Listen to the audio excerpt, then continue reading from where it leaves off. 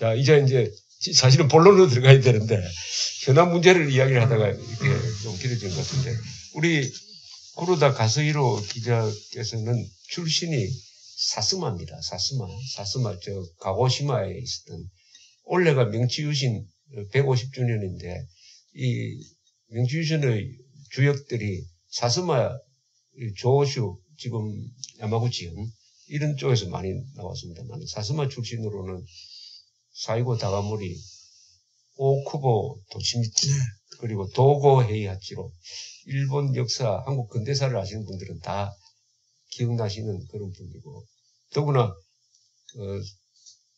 임진왜란 때는 사스마 영주가 시마저 요시히로잖아. 네. 시마저 요시히로가 임진왜란 때 여기 와가지고 이순신하고 싸웠습니다. 그분은 살아서 돌아가서 또 일본의 서기 1600년에 있었던 세키가하라 전투 때도 또 용감하게 퇴각한 사람이죠. 퇴각을 용감하게 한 사람이니까 그쪽 사스마 출신이시고, 그러다 보니까 운명적으로 이 한국하고 관계가 계시고, 여기 서울에 사스마 무슨 향후회 회장이시 회장 내가 30년 전에 만들었어요. 제가 만들었어요. 그 연구회장으로. 연구회장 많이 사십니까? 예, 40년 전에 있어요. 많이 사십니까? 사스마 출신이? 여기? 예. 이거 40년 전에 있어요. 40명? 네, 40명. 오히려 적네요. 한국분도 포함되어 있고, 인연이 있는. 근데요, 저 사스마, 우리 고향에 이 산이 있는데, 화산이 많은데, 그 중에 하나가 한국악이라는. 한국악이 있죠. 이름이 돼 있어요. 한국악이 있어요. 그러니까 한국산이라는 뜻인데. 한국악이. 또 왜 한국이라는 말이 그게 왜 나와 있는지가 수수께끼인데. 아마, 옛날에, 뭐, 고대사 할까요? 옛날에 한반도 사람들과 약간 인연이 있었던 거 아니냐, 그거죠. 가라쿠니 다케죠. 가라쿠니 다케, 일본말. 1700m 정도. 아주 높은 산이죠. 일본에서 가라쿠니라고 하면은, 당나라 당자도 가라라고 있죠. 근데 그런데 왠지 한국이라고 돼 있어요. 거기서 보면 한국 보입니까?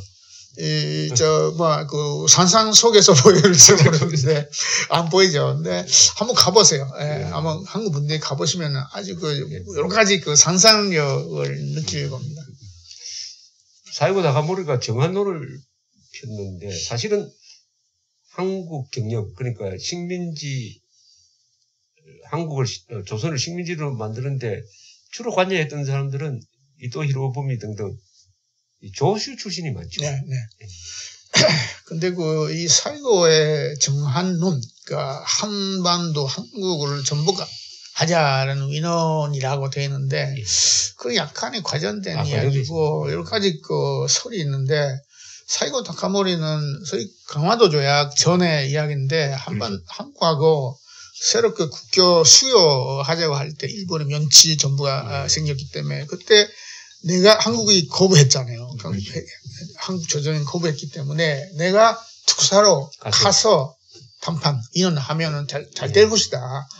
그러니까 한국을 때리는 거는 그 후의 이야기다. 먼저 나를 보내달라라고 한 그런 협상 문제였던 거예요, 사실은. 그리고 또 하나, 한반도는 조슈.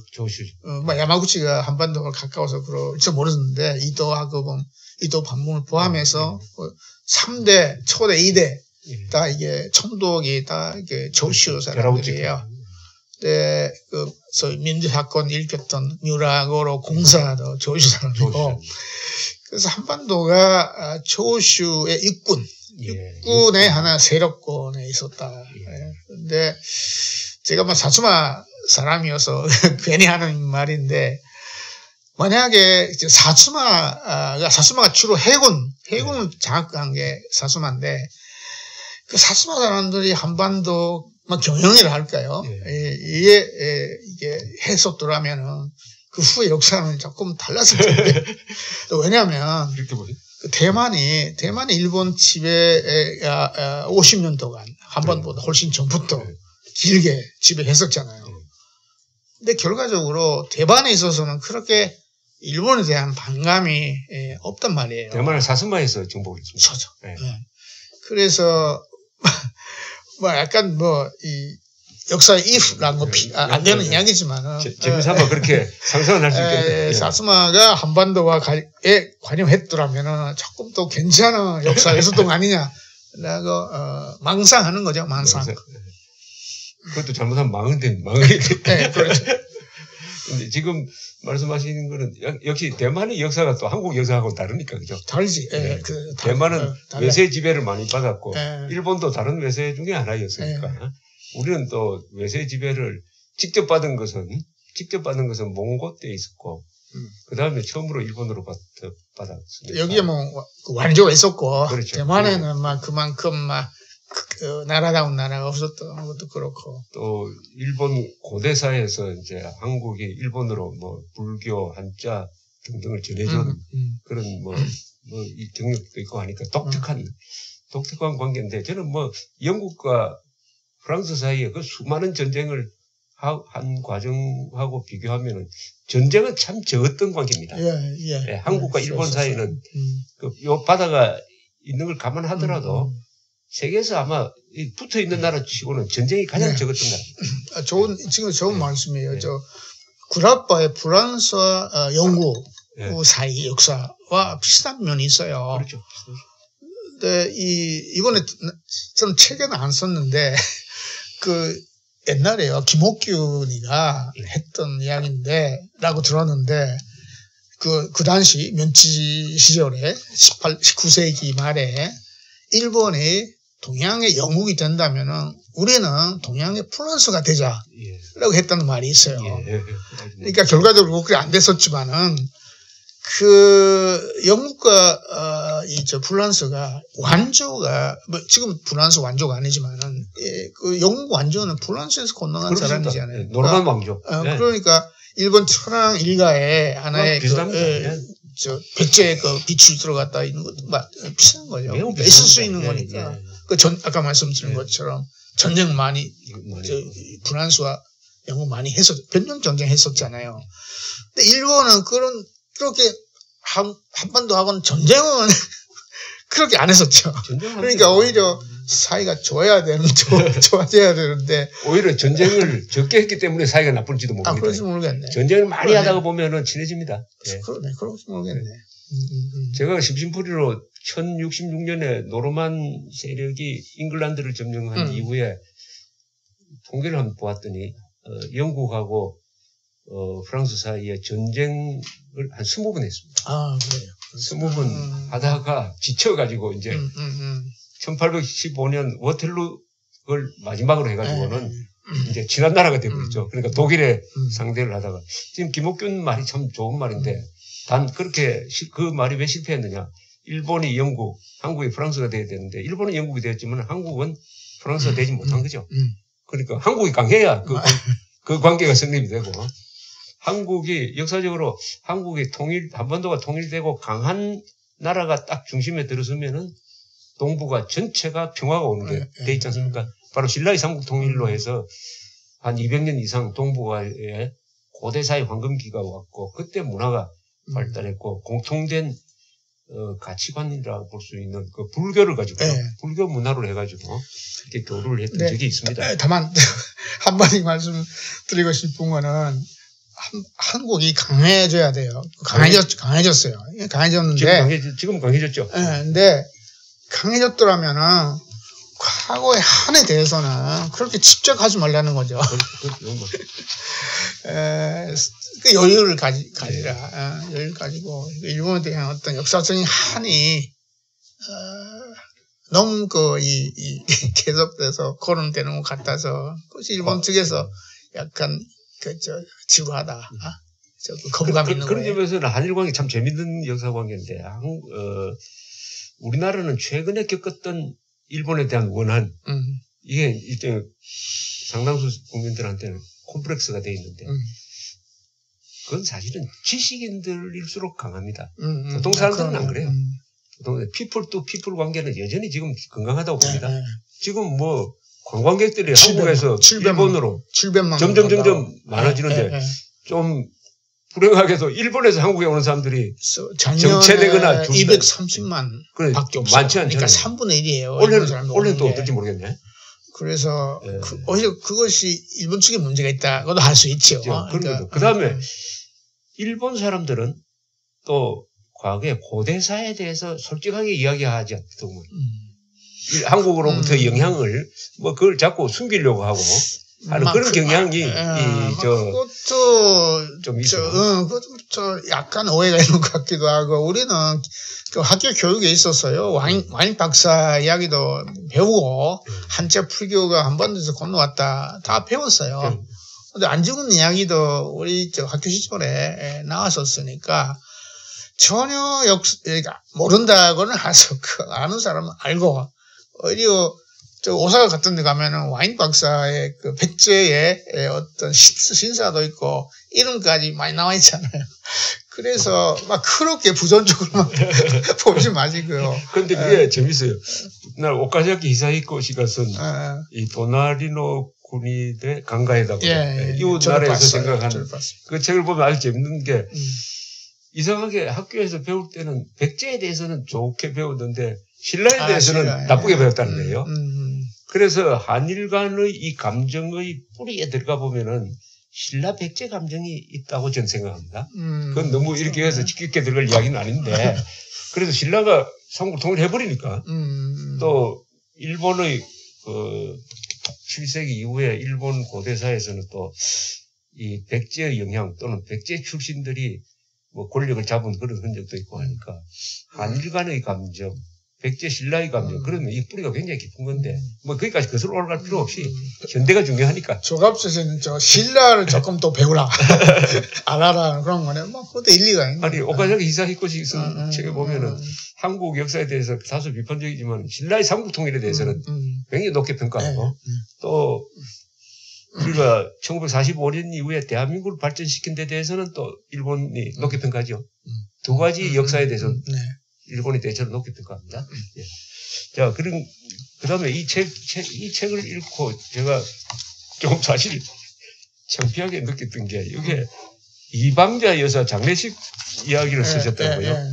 이방자 여사는 이은 영친왕이라고 그럽니다. 이은은 순종 마지막 대한제국 황제 순종의 이복 동생이죠. 네.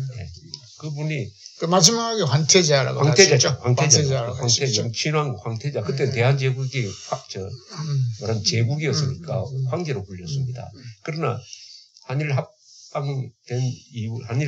합병된 이후에는 이분이 일본에 말하자면은 황실로 편입이 돼가지고 왕공족인데 이분이 그러니까 일본의 천황가의 여자분하고 결혼해가지고 그분이 한국어로 이방자로 이렇게 불리는데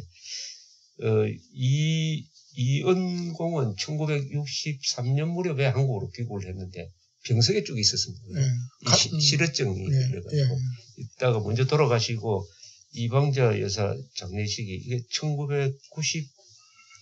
89년 그러니까 노태우 정부 때입니다.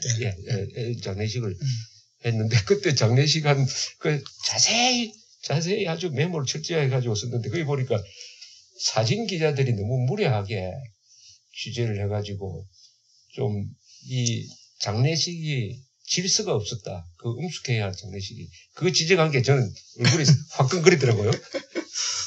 한국 사진 기자들 뭐 지금 옛날도 지금도 아주 공격적이잖아요. 보니까 일본은 그렇지 않습니까? 국제적으로 아주 정평이 있어요. 한국 사진 기자는 무섭다고. 국제적으로 질서를 안 지킨다고. 질서. 지난번에 백악관에서도 그랬었다고 하잖아요. 트럼프가 좀 나가라고 했다는 게. 그렇습니까? 일본 사진 기자는 얌전합니까? 일단은 뭐 포토라인 지키죠. 포토라인 지키죠. 약속을 지키죠.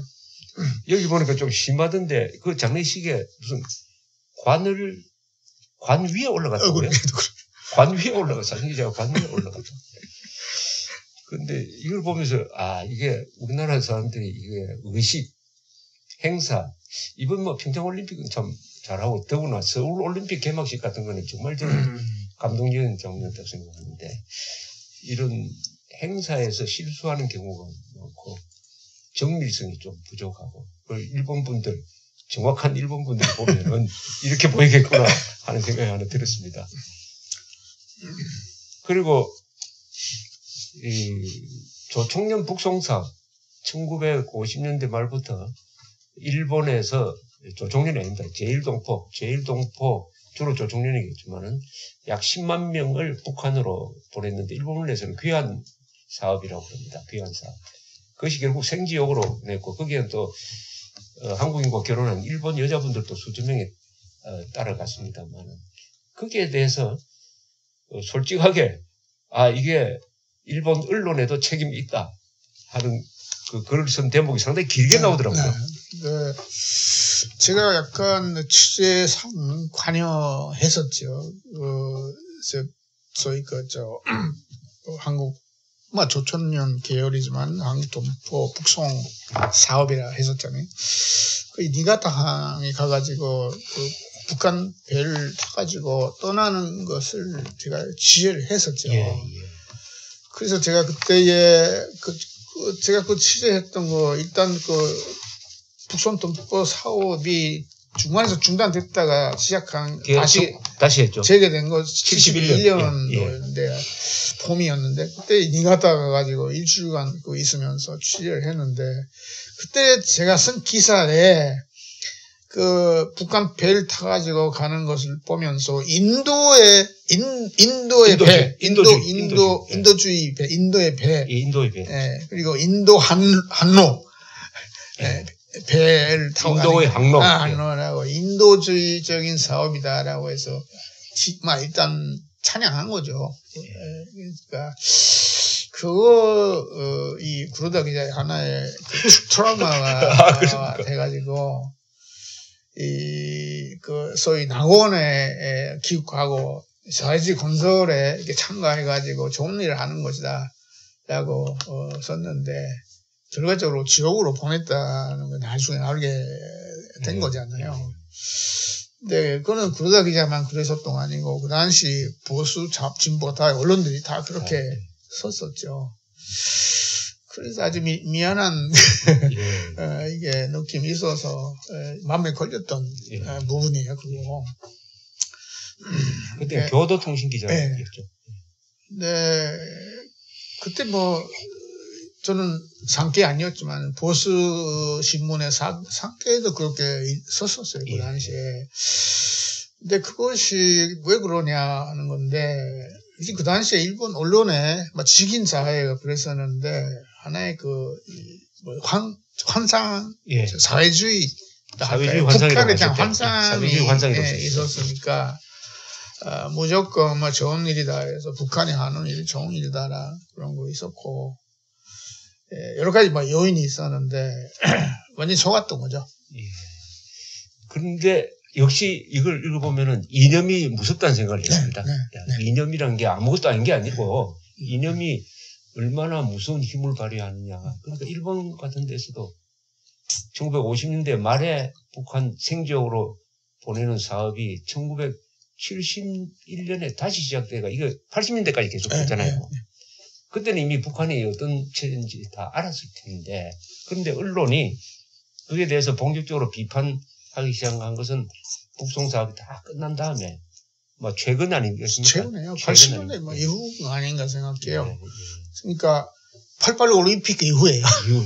상대적으로 한국에 대한 평가, 정확한 인식이 일본에서 등장했기 때문에 상대적으로 북한에 대한 비판 아니면은 부정적인 시각이 나타나게 된 거예요.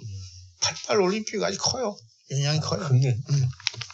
이 책에서 설명 잘 되어 있습니다만은 결국 사회주의적인 이런 성향이 전후에 일본에서도 아주 지식인 사회를 언론 포함해서 크게 물들였고 학생운동에서도 그런 운동이 일어났고 그 세대를 겪은 사람들이 가지고 있는 사회주의에 대한 상당한 동경 또 사회주의 국가인 북한 또 자력경쟁하는 북한에 대한 어떤 존경심이라고 그럴까 평가가 있었고 반대로 남한에서는 민주주의 한다면서 이승만 박정희가 언론 탄압한다 이렇게 또 알려지면서 이 남북한이 비교가 되니까 또 북한으로 기우는 이런 상황에서 일본 정부 정책이라든지 일본 적십자, 일본 언론, 일본 공산당, 뭐 일본이 거국 일치로 해가지고 이 사업을 해서 결국 2차 세계대전 이후에 동서냉전 기간 중에서 대부분이 공산세계에서 자유세계로 탈출했는데 이 경우에는 자유세계에서 공산세계로 10만 명이 넘어간 거의 유일한 실수를 일본이 했습니다. 일본이. 그런데 이게 한국의 좌파는 뭐 하고 있는지 모르겠어요. 한국의 우파는 또 뭐 하고 있는지 모르겠는데 종군 위안부 문제보다도 더 심각한 대규모 인권 탄압, 인권 말살이 이건데 여기에 대해서는 한국에서 상당히 관심이 없죠. 모르죠. 모르는 사람 많죠. 놀라운 사실입니다. 오히려 지금 뭐 좌파 정권이 등장하고 사회적으로 그런 분위기니까 오히려 그런 문제는 잘했다고 잘했던 역사들라도 하는 사람은 있을지 모르겠지.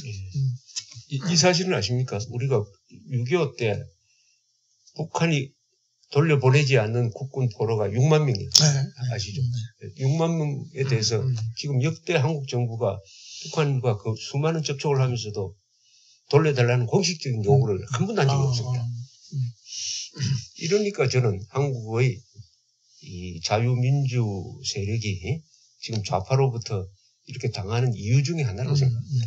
그러니까 이 우파, 반공 자유 세력이 가져야 할 도덕성을 스스로 무너뜨리고 있는 거죠. 그러니까 종교를 받지 못하게 된 거 아니겠습니까? 그리고 이 책은 쓰실 때, 예컨대 무슨 행사 때 누가 무슨 옷을 입었다는 것까지 다 써놨던데, 그렇게 메모를 하십니까? 저는 기억력이 아주 좋은 편입니다. 아, 그래요? 그러니까 컴퓨터보다 살아있는 컴퓨터가 훨씬 효과적이라고. 그게 기억이 납니까? 사진 찍듯이 그때 장면이. 그거 대단하네요. 근데 아주 괜찮은 말, 기사가 될 만한 말, 발언. 그건 거의 기억돼요. 그런데 여기 보니까 특종을 많은 특종을 하셨겠지만, 그게 아주 기억 나쁜데, 1975년에 김정일 사진을 특종하셨대요.